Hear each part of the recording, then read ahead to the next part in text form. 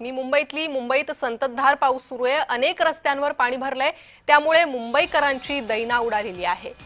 महत्त्वाचं म्हणजे मुंबईकरांची जीवनवाहिनी असलेली रेल्वे वाहतूक ही यामुळे प्रचंड परिणाम या रेल्वे वाहतुकीवर झालेला आहे। रेल्वे वाहतुकीवर परिणाम झाल्यामुळे 15 ते 20 मिनिटं रेल्वे वाहतूक उशिराने सुरू होती। तर मुंबईत संततधार पावसामुळे रस्त्यावरील वाहतूक देखील धीम्या गतीने सुरू आहे। मुंबईकरांची दैना उडालेली आहे। अधिक माहिती घेणार आहोत आमचे प्रतिनिधी मनोज दयाळकर यांच्याकडून। मनोज, सध्या काय परिस्थिती आहे मुंबईतली?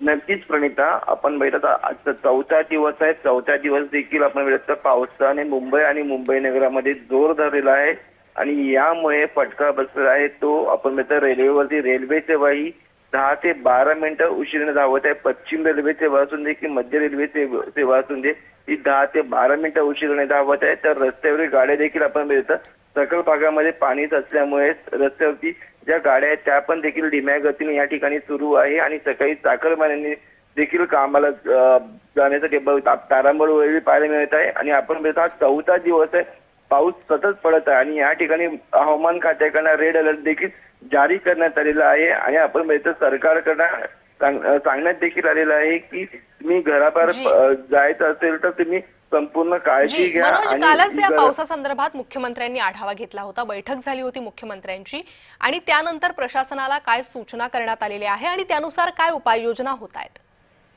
नक्कीच, आपण बघितलं काल मुख्यमंत्र्यांनी आढावा देखील घेतला मंत्रालयामध्ये जाऊन आणि सर्व संपूर्ण जे पावसाची परिस्थिती आपण बघितलं आढावा घेतलेला आहे। आणि यामध्ये समुद्र ठिकाणी जाण्याचे आव्हान नाही केलेले आहे। कोणीही काळजी घ्यायला घराबाहेर जेव्हा गरज असते तरच घराबाहेर पडा असं देखील सांगितलं आहे। आणि संपूर्ण NDRF टीम असेल, पोलीस असेल, संपूर्ण महापालिकेचे कर्मचारी असेल, सर्वांना अलर्ट मोडवरती टाकलेलं आहे। आणि या ठिकाणी जे समुद्र ठिकाण असेल, डोंगराळ वस्ती असतील त्या ठिकाणी सर्वत्र नजरही ठेवली जाणार आहे। कारण की आपण बघितलं कोणतीही दुर्घटना या ठिकाणी होत असते आणि आपण बघितलं नागरिक फोटो काढण्यासाठी, मजा करण्यासाठी समुद्र ठिकाणी जातात, त्यांना देखील त्या ठिकाणी बंदी करण्यात आलेली आहे। संपूर्ण काळजी या ठिकाणी घेण्यात आहे कारण की आपण बघितलं काही दिवस मुंबईमध्ये जोर हा पावसाचा धरणार आहे आणि या ठिकाणी संपूर्ण रायगड बोला, सिंधुदुर्ग बोला, तसेच आपण बघितलं मुंबई असो, मनोज, आणि त्यामुळेच नागरिकांचे हाल पाहायला मिळत आहेत। मुंबईतही हीच परिस्थिती आहे। धन्यवाद या सविस्तर माहितीसाठी।